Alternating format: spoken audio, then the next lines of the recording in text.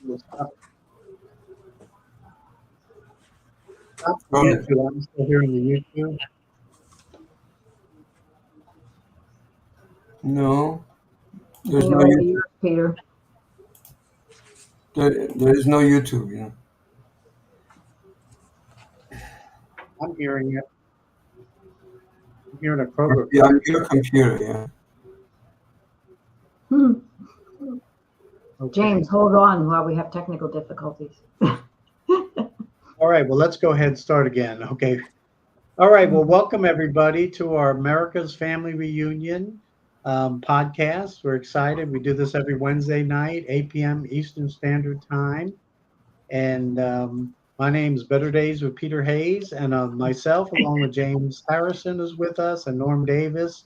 We were very concerned back in February and March of this year that whoever won the election on November 5th, there would be potential for political violence. So this election peace pledge movement and America's Family Reunion kicked off, and we've had a really great podcast with many different viewpoints discussing how we can, prevent political violence, but more deeper, how we can improve civil discourse and political discourse and better neighborhoods and family within our communities.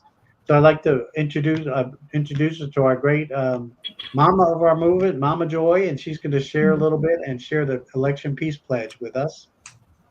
Well, good evening, brothers and sisters.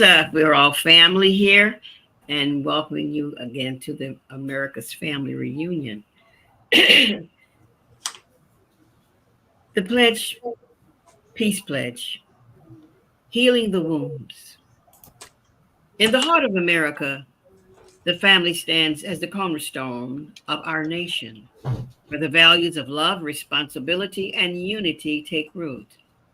And just as a family must nurture and protect its bonds, so too must our nation strive to heal its division and renew its commitment to peace and democracy.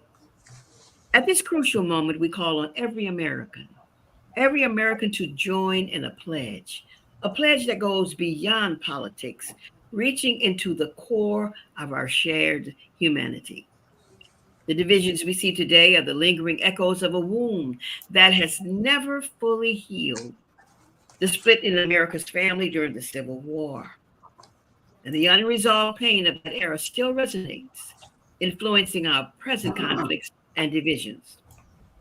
Reflecting on the lessons learned within our own families, where love and responsibility guide our actions, we understand that the strength of our nation mirrors the strength of our families. And just as a child needs both a mother and a father, our country needs all of us working together, respecting one another, and upholding the principles that unite us. This is not just about the outcome of the election or an election, it's about the values we instill in the next generation, the unity we build in our communities, and the future we shape together. Let us take inspiration from our family bonds, recognizing that our nation's health begins at home. By promoting fair elections, rejecting violence, and accepting the results, we honor the legacy of those who have fought to secure our freedoms. We can transform our challenges into opportunities for healing and growth. The American family is not just a concept, it's the living, breathing heart of our country. And as we come together for America's family reunion, let's remember that our greatest strength lies in our ability to heal, to forgive, and to build a future that reflects the best of who we are. So let us pledge peace for the sake of the American family and finally begin to heal the wounds that have divided us since the Civil War. Peace pledge. Thank you. Thank you, Mama Joy. That's really a beautiful statement, the Peace Pledge. It's getting a little bit refined. Next up, we have come across an organization called Braver Angels, who for 7 years now have been working kind of what we're talking about, promoting civil engagement and more civic discourse. And they have these red and blue meetings where people from different sides of the aisle political come together. So we're going to show that video right now. And it's kind of inspiring, and it's something that echoes what we're trying to do as well.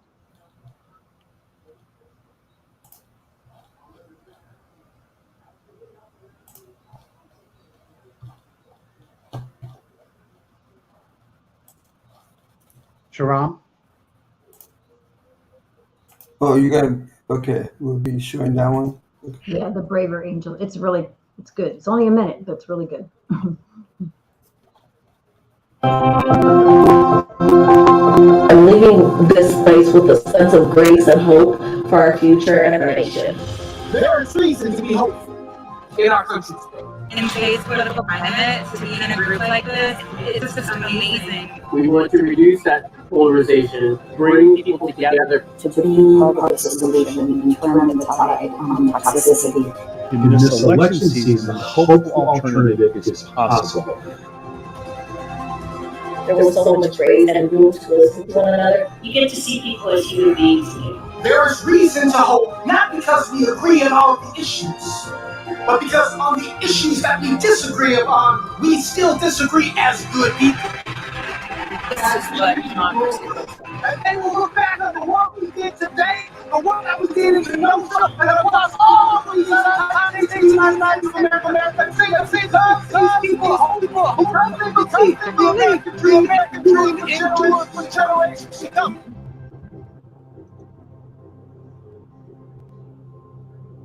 Okay. So maybe that was just on my end, but that was very echoey. Yeah, for some reason it was. Mm-hmm. Yeah. Mm-hmm. So braverangels.org, you can check out their website, and they've been doing this for 7 years. So thank God there's many other people along with us who are working to try to bring more civil discourse and the American family together. Next up, we'll introduce Cheryl Bassitt with Global One, and also she developed the kitchen table conversations that help families and discussion. And she's going to share a little bit of our theme for this week, and then we'll kick off with some roundtable discussion. Yeah, so we had a beautiful conversation earlier today, and really would encourage anyone watching this to go out into that braverangels.org and watch that video, because we all got chills watching it earlier, but it was a little hard to digest just now because it didn't come through as clearly. But it's only a minute, but it was really beautiful, and really did. It was great because they were saying the same thing that we're saying is that how do we want to show up in the world and actually, put forward who we want, what we want to see, and be that first. And so I thought they were doing a very positive message. We want to stay in that space. So we kind of thought tonight about, like, how do we want to present this? Because yes, it's difficult times, and yes, nobody's listening. Like, everybody's got megaphones and they're all yelling, and both sides have dug in, and nobody wants to hear the other side's perspective anymore. This is the barriers that we get to break. And so the thing we decided on was, how do you stay positive and peaceful in volatile times? And we are in some volatile times. I don't think anybody would argue with that. Probably the most volatile we've ever seen in an election, cycle. I've been in politics. I grew up in it, right? My father was involved in campaigns. We had fundraisers at our house. And I do remember thinking at one point, like, all these people, in the political space, I thought, oh my God, I want to grow up and just be a school teacher because I don't want to do all this political stuff, right? So, but it was nice then, you know what I mean? Like, we were nice to each other then, and there was dialogue happening, and that doesn't happen anymore. So, how do we stay positive in these times as we're doing it? And it made me think today. About, and you probably all heard this before, but I absolutely think it's beautiful, about the Indian that was talking to his grandson. And he said that there's a fight going on inside of me, and that he feels like two wolves are tearing at him. And one is evil, and it's filled with anger and envy and sorrow and greed. And the other one is love, right? It's the good. It's the hope, the serenity, the humility. And so sharing this with his son and just saying, those two wolves are pulling at me. And the little boy finally said to him, and he asked his grandfather, well, which one's going to win? And he said, the one that I choose to feed. And I think every day we get to get up and we get to go out into the world and we have to decide which one are we going to feed? Are we posting things? Are we saying things that actually try to pull out the bad in other people? Like we're doing things that we know are going to upset other people? Or are we trying to put out something that's actually has love attached to it? And I think we get to choose that every day. And I think we have to do that first, and then other people can join us. And if we set that example. So I really think that's what this is about. It's a really tall task right now because people are really not listening. So how do we break through that? I think that's what we're going to talk about tonight. How do we break through that? How do we become part of that change so that people can open up and remember that God gave us 2 ears and 1 mouth for a reason, right? So let's use it wisely. So that's what I wanted to say to start it off. Let's find the positive. Let's be in our peaceful space and let's show up in the world. And how do we do that and break through? And I guess that's the conversation that I'll put on the table tonight for us to solve all the problems of the world right here tonight with this. We're going to do it. Great. And James Harrison is one of the founders, along with myself and Norm Davis, of this effort, Election Peace Pledge. James, what's your thoughts? What Cheryl just shared, and Mama Joy, the Peace Pledge, and you've been here from the beginning. Love to hear what you have to say on this. You're on mute. You're muted. You're muted. There you go. Good. I just said wonderful things, and now I can't remember them. Now they're gone. oh my goodness, what am I going to do? I think if I remember correctly, I was talking about, I happened by a Bible study the other day, and they were in the book of Galatians, and Galatians 5, and Galatians 5 is some advice. Whether you're a Christian or not doesn't make any difference. Some advice of how you treat your fellow man with love and respect. And I believe the Galatians are talking about the Galatians and what they should be doing as a people. Okay. And I think if we took that advice and kind of put it into America today and started applying it. And I think I said this before, that if I see somebody has a sign in their yard, a political sign, whether I agree with it or not, if it's a neighbor and I get to talk to the neighbor, I'll say, I really like the fact that you have a sign in your yard. Now, in this case, I didn't really agree with the sign, but the fact that he had the sign in his yard, I think is commendable, because he's following through with what he believes in. Yeah. And that we would do a little bit more than that. But I really, what Cheryl said just went, oh, boing, there's that Bible study I was at. And it's talking about Galatians 5. And that is, hang on a second, I'm going to bore some of you non-Christians. Love your neighbors as yourself. If you bite and devour each other, watch out, or you will be destroyed by each other. Mm-hmm. And I could go on and list the spiritual gifts, but I think that alone, that we need to really take that into consideration, that it's so easy to find wrong in other people. And maybe it's because of the time we live in. There's so much pressure going on, and you don't want to be bad. So you tell somebody else, well, I noticed this bad thing about you. So you make yourself feel better. I don't know. I just know it's happening. It's probably happening more often, and the politics of the day doesn't really help. But that all being said, we don't have problems out there. We have opportunities, and they're huge, not problems. They're huge opportunities. And I'll quit while I'm ahead. That's okay, great. wonderful. That's great. Mama Joy, why don't you share follow up on what James is saying, share some of the insights you have on this topic.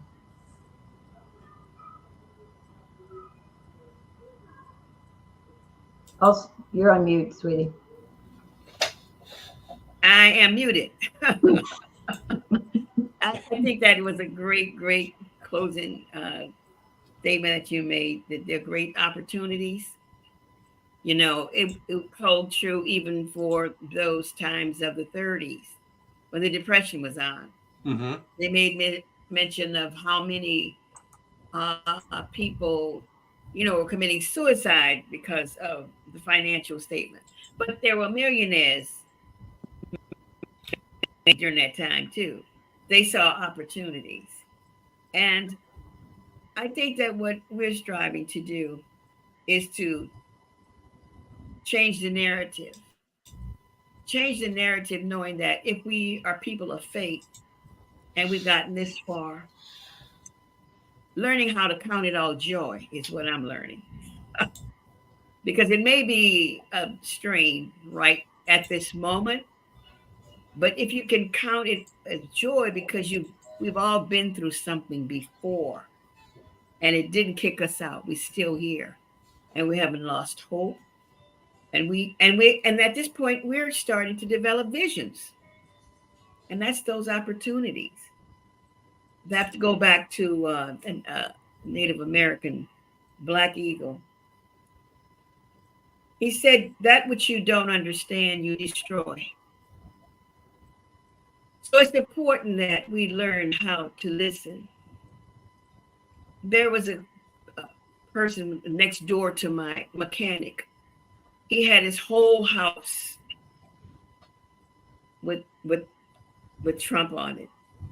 He had bags with his face. He had signs and everything. And at first I got angry. I was upset.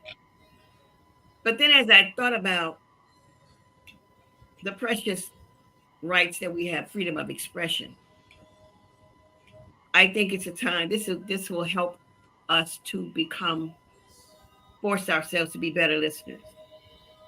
Simply because people have a right to their expressions. That's part of the principle of being in America. And we have to come to the table, Cynthia. We have to learn how to come to the table. I knocked on the doors to get my community together. And it was the Dolphin Park neighborship. And it was the verse of love your neighbor as yourself. And I'd use that. I gotta love. But after about 2 years, I began to find out, James, that there's this, what was that movie, NASA? He says, NASA, we have a problem. I realized that there were a lot of sicknesses. People are sick. Grandmoms raising their daughter or son's children. And I began to realize that there was a need for love. And what was happening is that there was a need to learn what love is and how to love. Yep. And so I changed that, love your neighbor as yourself. And I said, okay, God, what do I do? He said, love your neighbor as you learn how to love yourself. So sitting at the table demands a certain amount of discipline to be able to have an opportunity to improve yourself first. It says, I'll keep you in perfect peace whose mind stayed on me. So I have to hold on to that and understand that this person is hurting, or this person has a different thought pattern, making different choices that I'm opposed to. But that's not my business. I believe that a person should be true to themselves. At one time, I thought differently. I thought everybody should be like me and trying to figure out why they weren't, right? But it doesn't work that way. So the opportunity that I am gathering from this moment is to understand that understanding cannot be gained unless you listen. And listen Wonderful. With your heart. And understand. Right? Right. And this, because, in the Civil War, in fact, what I've been doing is looking at all these wars and these men and these swords and everybody just killing each other. And I said, well, what is this? This is crazy. Why they can't sit at a table? The ones that's running it, they never go out on the battlefield. They sit at the table. And somebody else goes out and lose their sons, their daughters. So I'm at this point to understand that we must find a better way. And that's the opportunity to be able to hear, listen, agree to disagree, and still love each other as one. Wonderful. Thank you, Mama Joy. So it's exciting. We got Chicago, Illinois, and we have Ohio, we got Kentucky, and we have a fine gentleman, John Pace from North Carolina. Woo! All right. Welcome to the America Family Reunion podcast. John, I know you signed the Peace Pledge. You've been following what we do, trying to promote more civil discourse and civil engagement. So what's your thoughts on what you've heard so far? I'd love to hear your insights. Well, if you want to stop any kind of violence, the key is to have a conversation with a person. When we approach people, if they're standing there with some kind of a sign or a slogan, why not just walk up to them with a smile and say, hey, can you just briefly tell me a little bit about what you're thinking and feeling? Why do you have this idea or this viewpoint? And be willing to let them say whatever they're going to say, and don't judge it, and don't measure it by whatever it is you think you believe to be true or not true or right or wrong. And because I think everyone wants to be valued, everyone wants to be validated. And if you are just willing to let someone express their viewpoint and opinion without any judgment and without any criticism or complaint or, well, but I see it this way. And, if you just listen for a few minutes and say, wow, I understand how you could see it that way, or I can appreciate that viewpoint. And then maybe you say something like, well, I see it a little different because some of those things you said, I think maybe they're not, correct. Maybe we've been given some bad information about, what a person.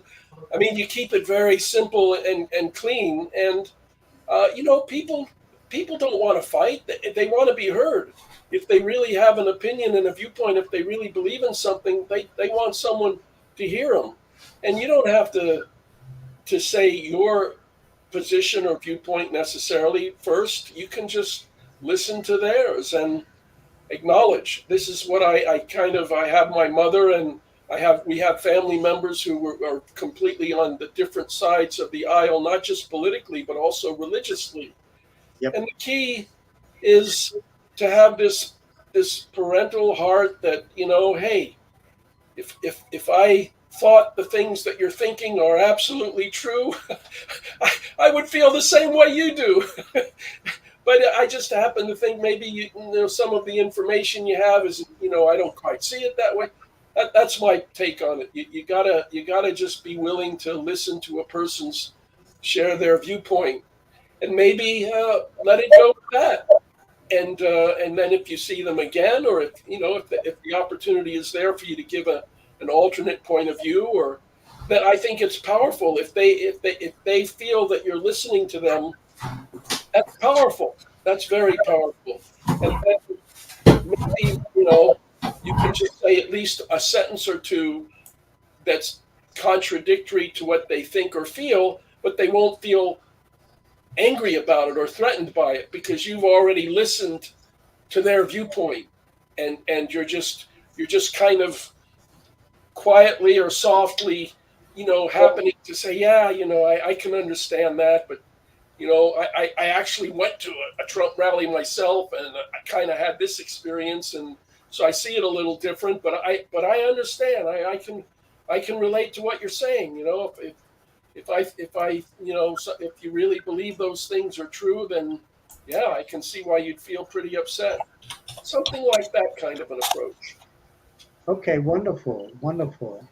We also have Bishop Bernie Wade with us, and he's one of our great faith leaders. He heads up the International Circle of Faith, which has 40,000 churches and ministries around the globe.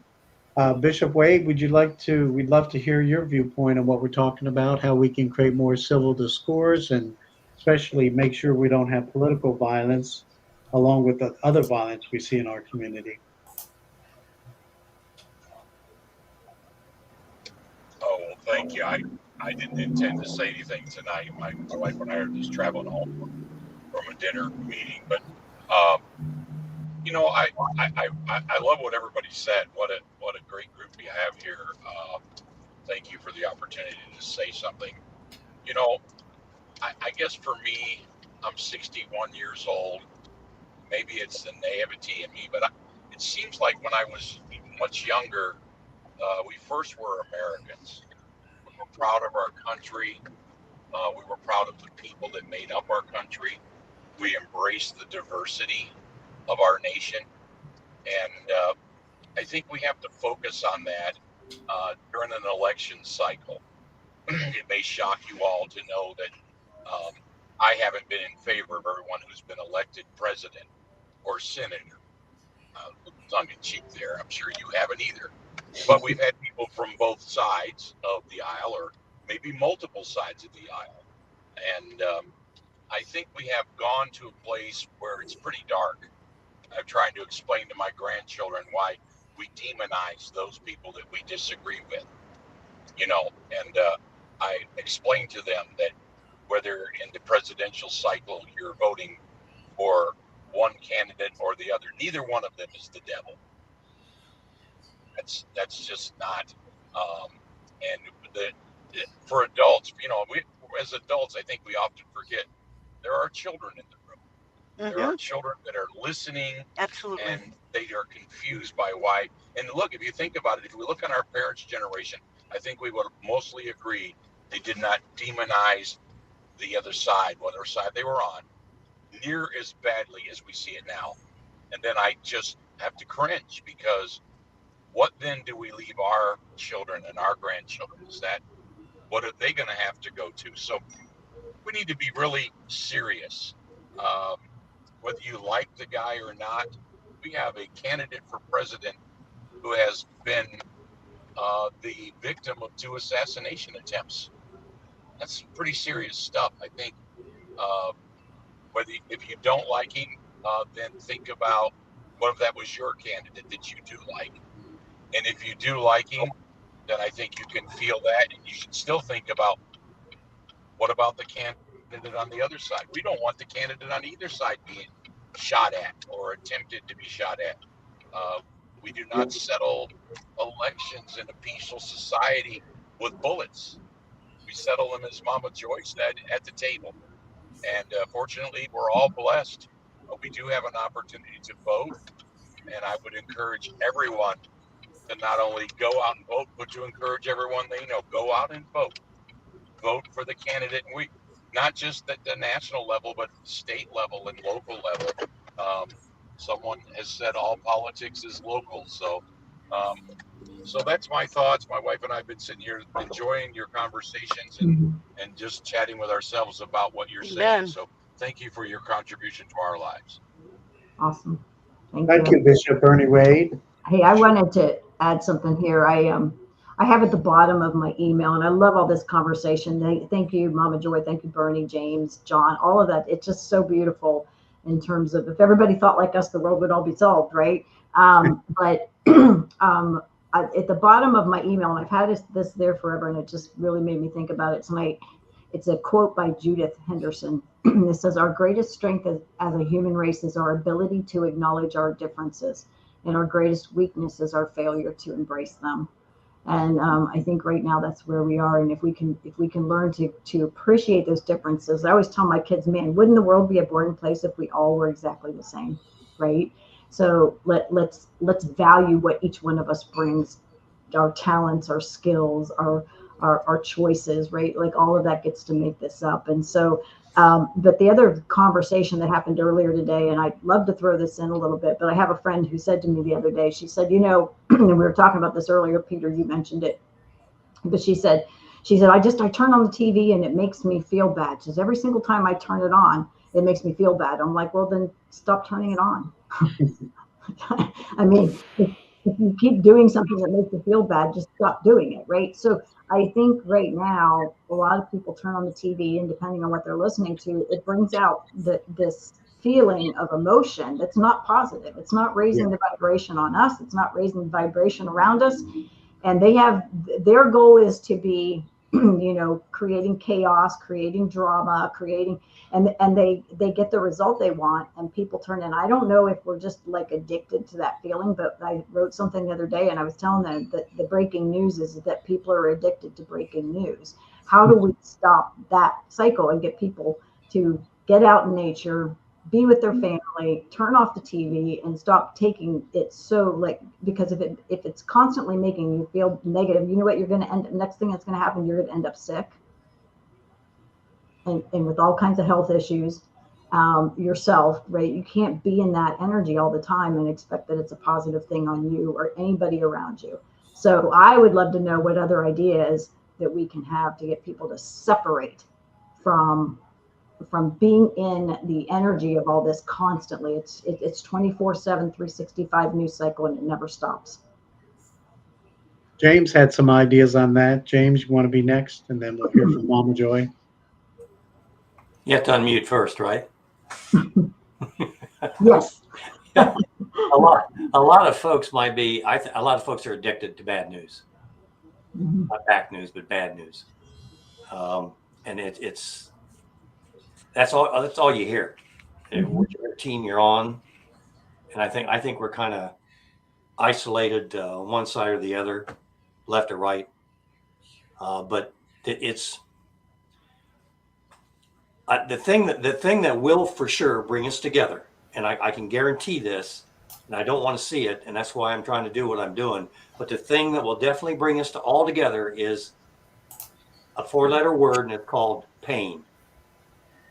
And if we keep going the rate we're going now, we're going to run into that pain wall, and then we will start paying attention to what's going on. Again, that's something that I desperately want to avoid. That's why I formed the Natural Family Foundation. We're trying to get people to recognize. The gentleman mentioned the division in the family. It's true. It's sad.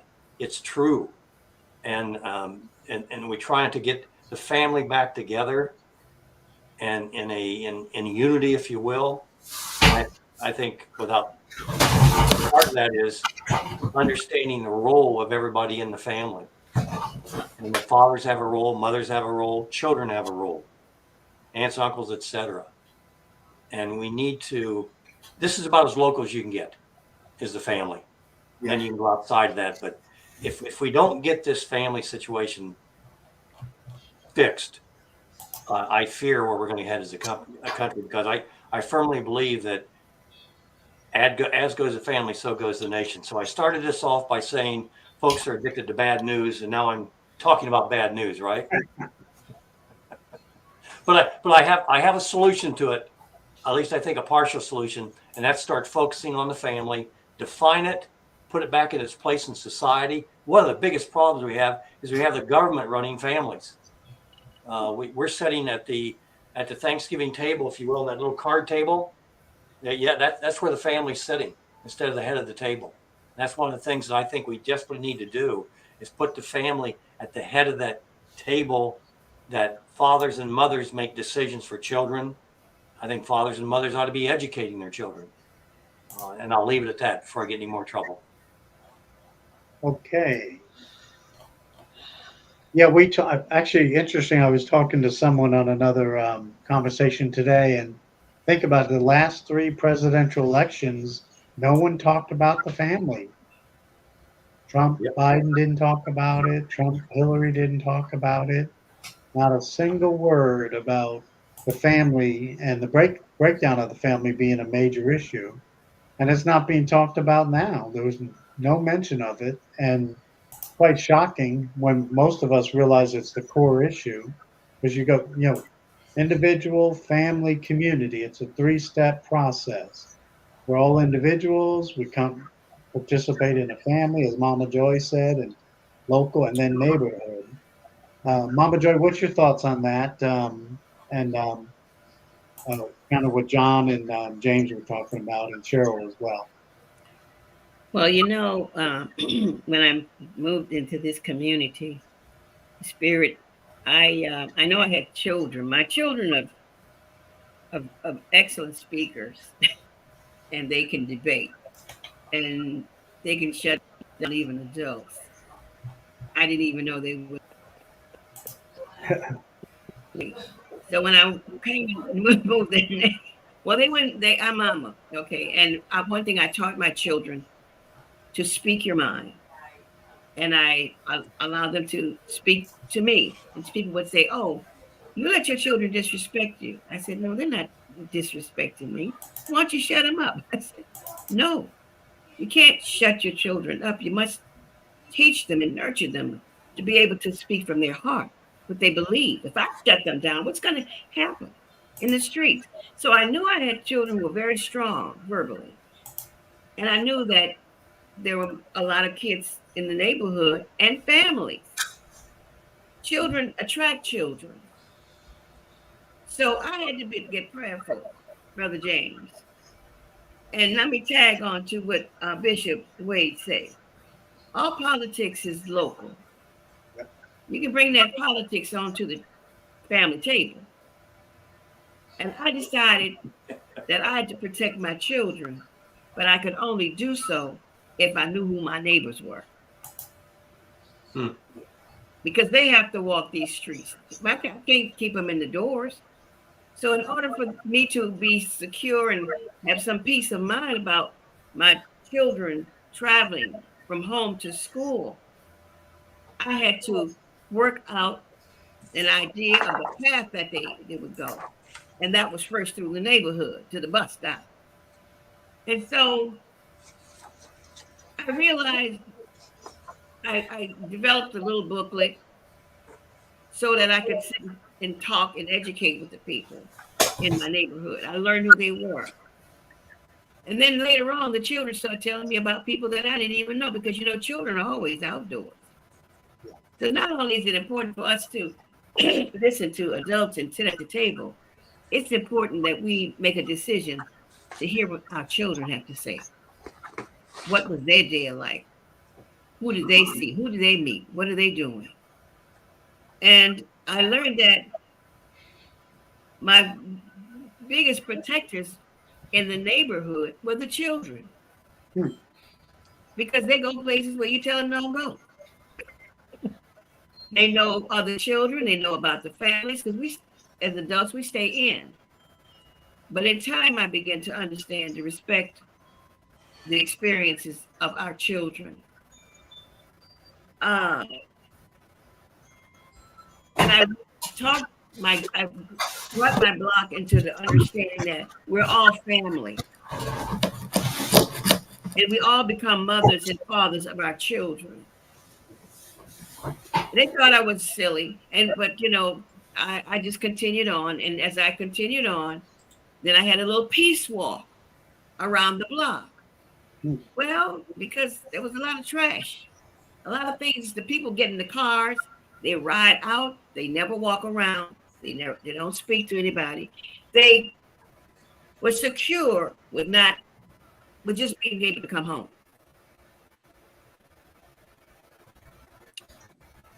But I learned through this that not only are the children a great protection because they get into everything, and when they find you trustworthy, they would come back and tell me, "Mama Joy, you don't want to go on that block because they don't like you." But we gonna pass the flyers out, but they don't like you, so we got to do it real fast. But eventually, we all had a bonding. They called my house the church. It wasn't really a church, and I found out so many of them don't attend church.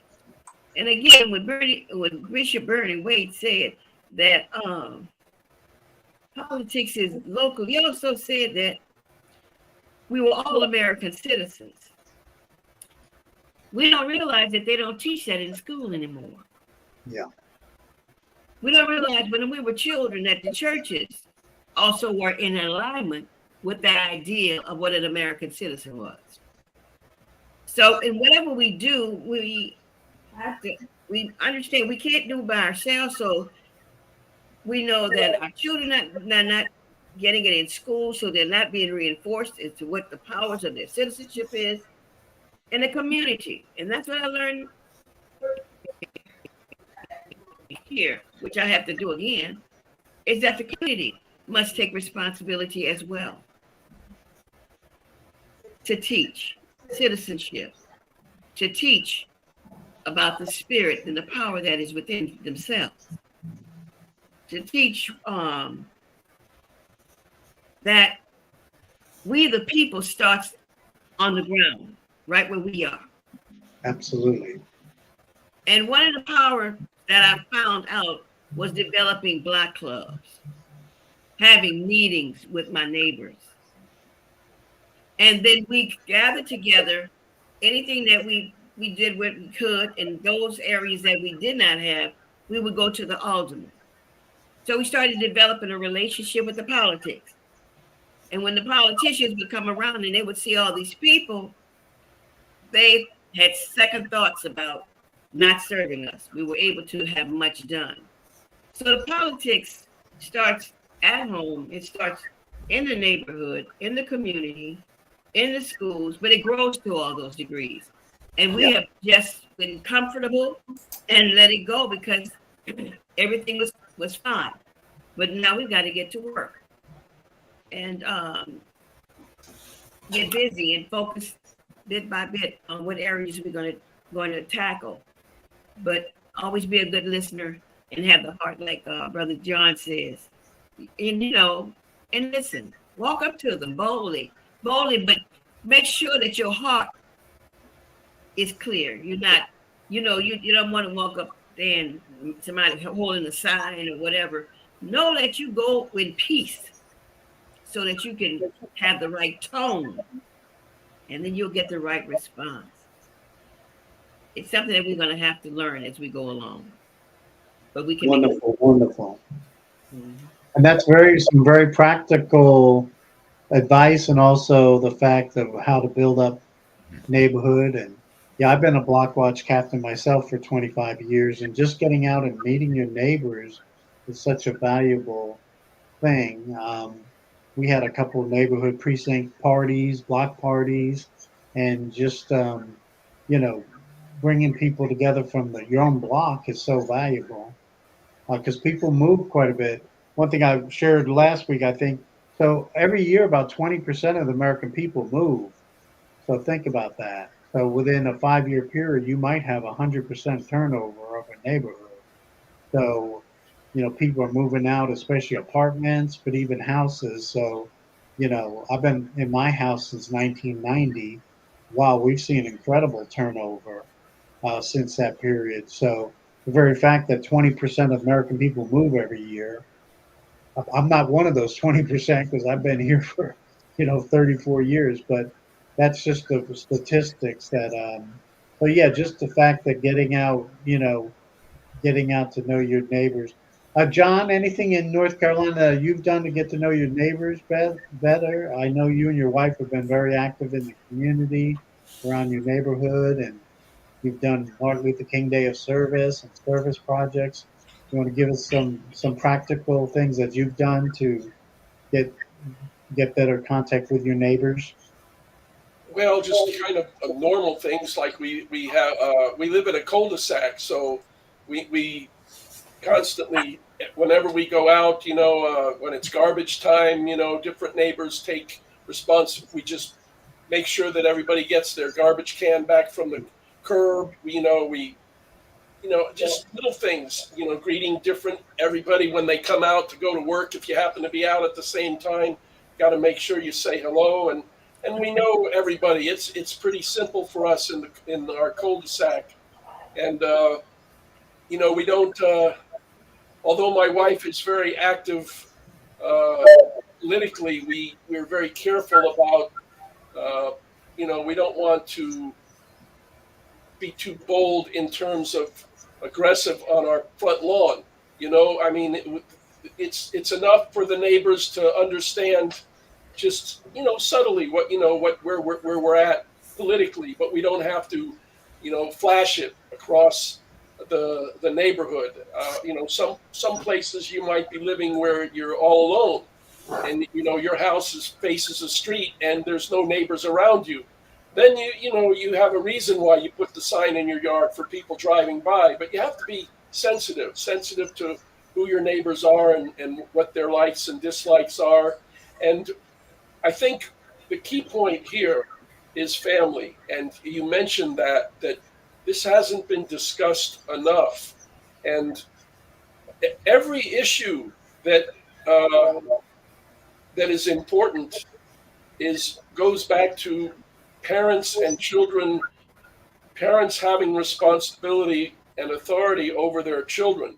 Yeah. The issues of transgenderism, the issue of abortion, the issue of gun control, the issue of COVID, medical issues, all of that, the parents ultimately should have the authority to, be a part of the children's lives. And we do have an administration that is trying to curtail or take the authority away from the parents and give it over to, the professionals, the professional medical people, the professional, sociologists, the professional teachers.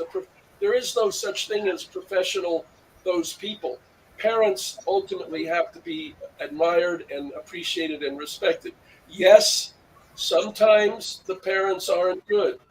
There is times when, the police or, social groups need to come in and help and deal with, an extreme situation of parental abuse or something like that. But generally speaking, I think most of us would agree that most parents, 90+% of parents only want what's best for their children. And that we should be talking about that more, because it's a common sense type of thing, even among people who might be of a different political party. If you ask them, hey, how's your parents doing? I heard your brother had an operation, or how's the situation with your uncle? If you keep the conversation personal and relative to the family, even if it's a problem in the family, sharing about it, without judgment or anything, is, again, people want to be heard. They want to be valued and appreciated. And so, talk about family. You know, whenever I meet strangers, one of the first things I talk to them about is, hey, where were you born? Where did you grow up from?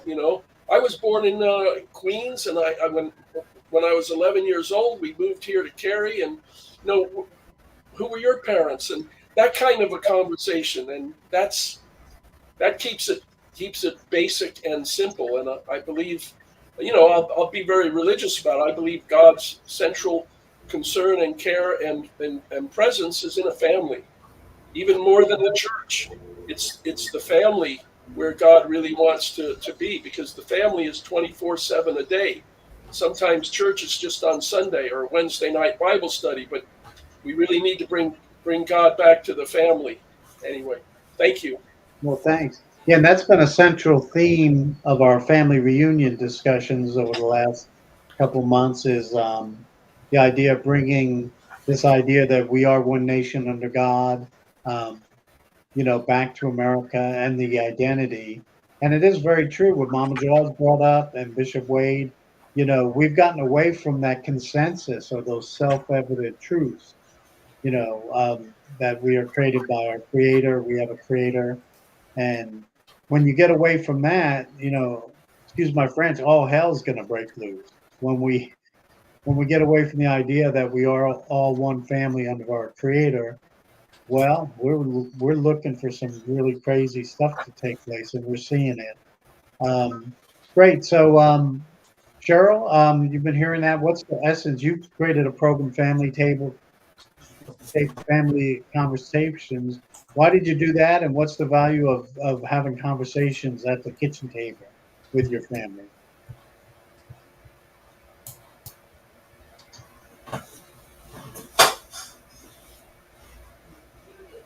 You're on mute. Got that mute thing going again. Yeah. So my family years ago, I had a meltdown over a tube of chapstick, which was not one of my finer moments. Of joke in our family to this day about my son, and it's just because I was trying to figure out the finances. Finances are always a big issue, and that night we sat down and had our first family meeting, and they were probably 8 and 10 years old. And I remember thinking that I was going to sit down and I was going to impart all my wisdom onto my children and straighten them out. And what I found out is that they had a lot to share as well. And we became a team.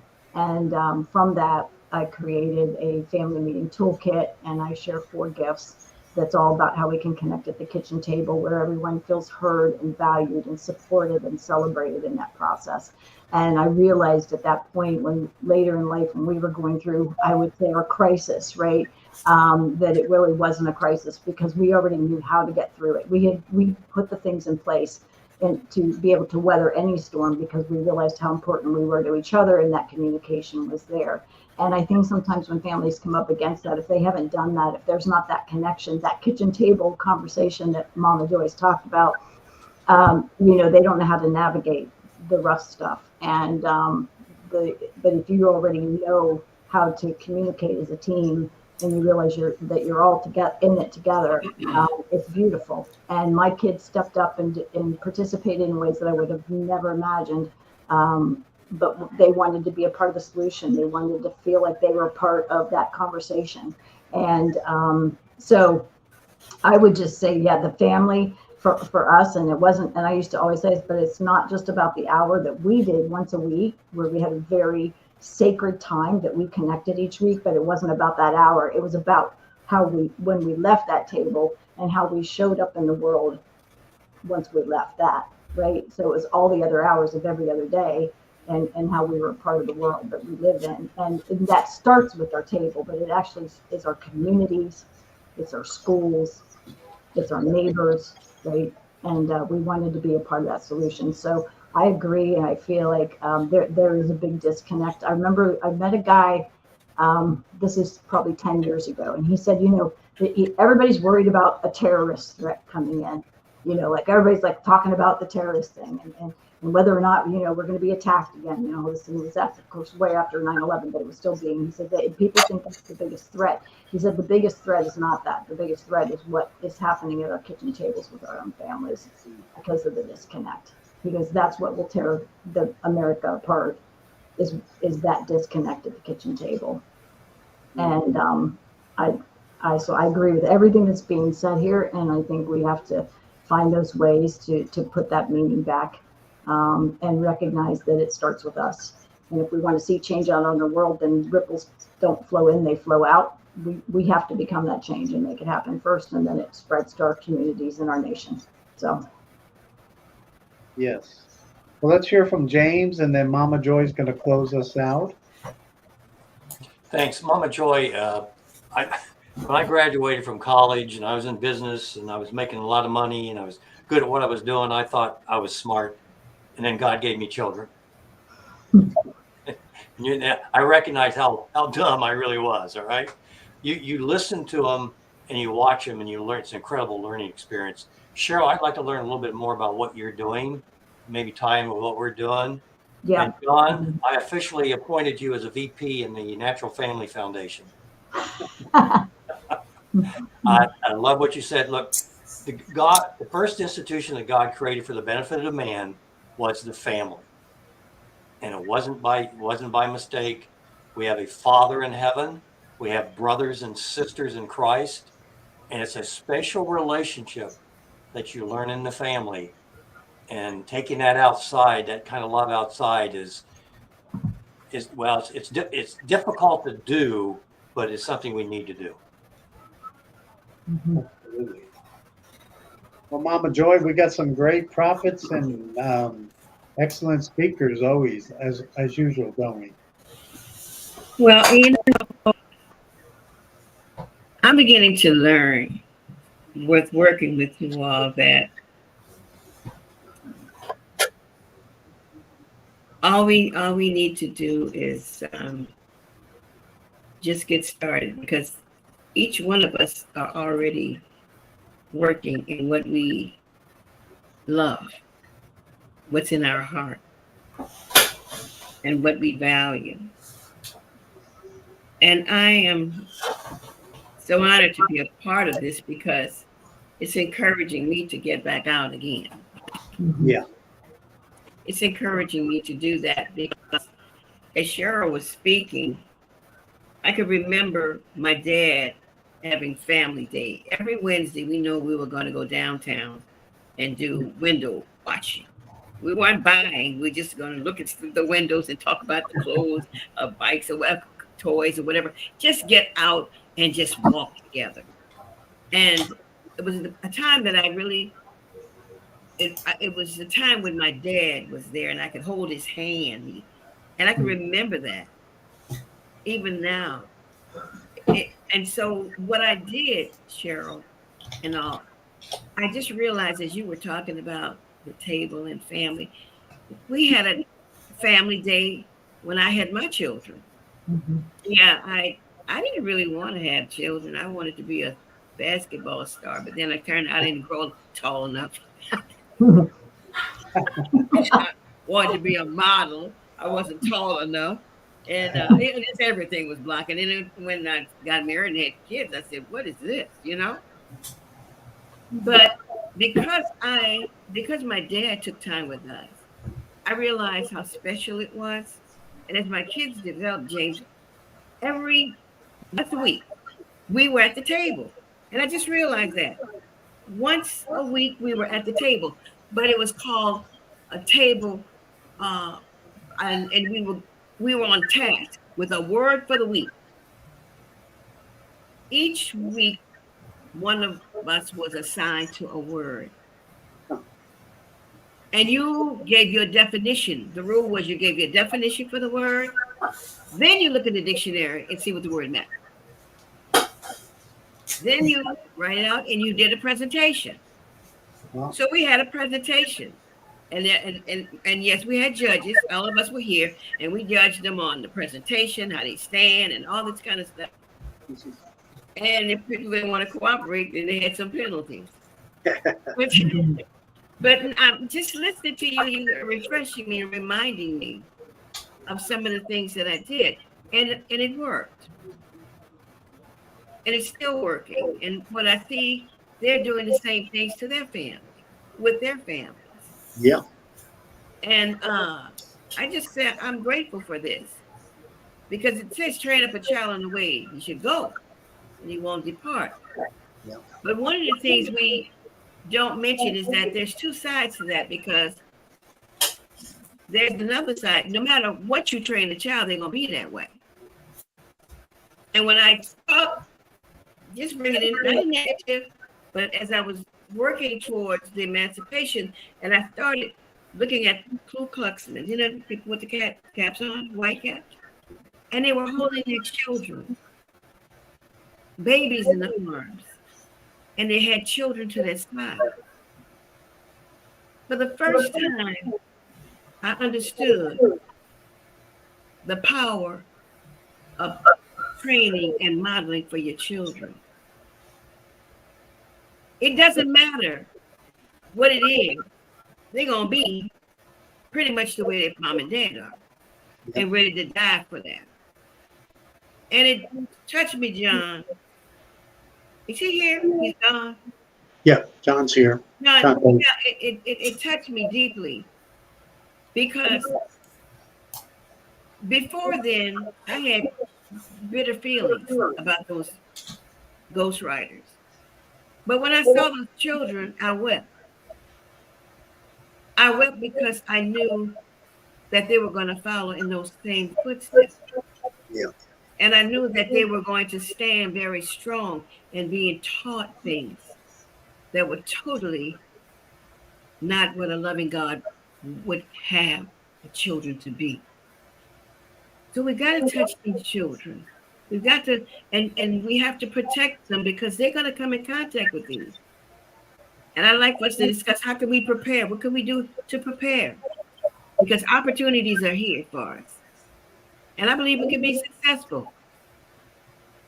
and partner ourselves with others so that we can have a broader band table. And maybe Wonderful. next week I'll give a report of what I did at the table and come back to you and tell you what I did to expand this. Sounds okay? Yes, fantastic. Well, thank you everyone listening on Facebook and YouTube also for our family reunion podcast. We'll be back here next Wednesday at 8 p.m. and we have a great video to close us out by one of our most incredible American musicians, Ray Charles, with an incredible presentation of America Beautiful. So we'll listen to the video, and then we have our own election peace pledge song as well. And then we'll look forward to seeing you, and go to globalone.org. That's global1, WON.org. Find the peace pledge, send it out to your friends and family, and join this movement for peace and Amen. prosperity in our neighborhoods and our community and our nation. To honor America, Mr. Ray Charles.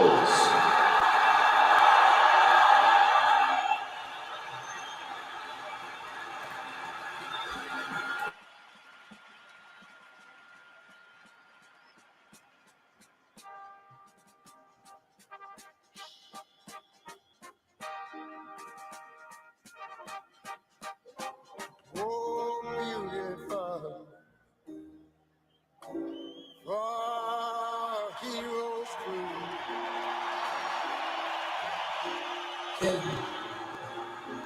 never really try.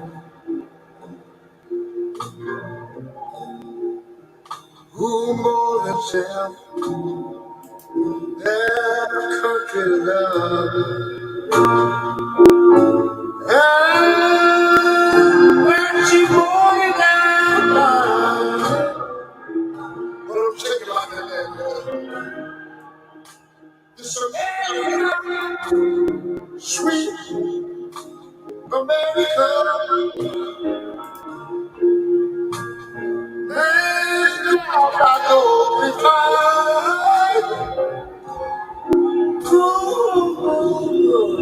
till all success be no less.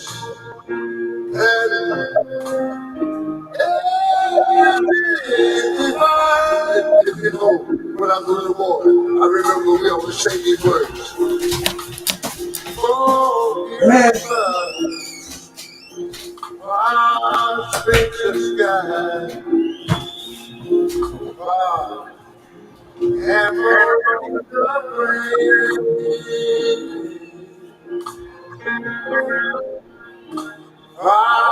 our mind,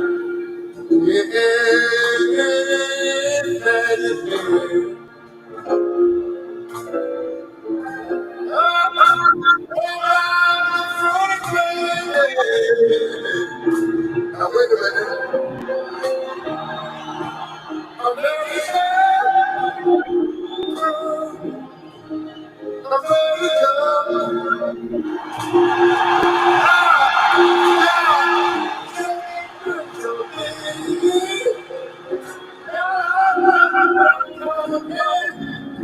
He called out the I'd like to remember, say the from sea to shining sea. You know, I wish I had y'all to help me sing this thing. Go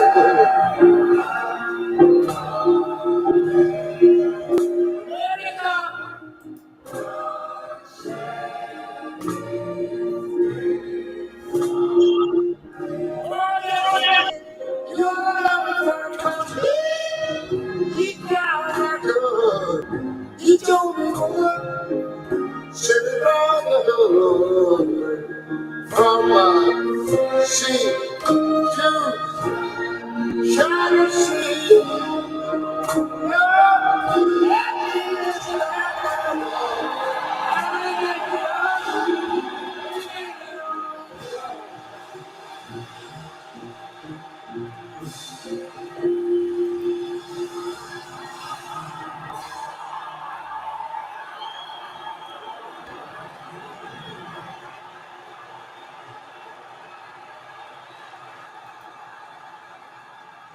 Wow, wow, wow.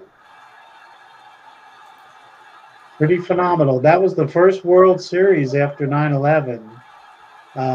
New York Yankees versus Arizona. So that was a powerful moment. You can see a lot of the patriotism there. Pretty amazing.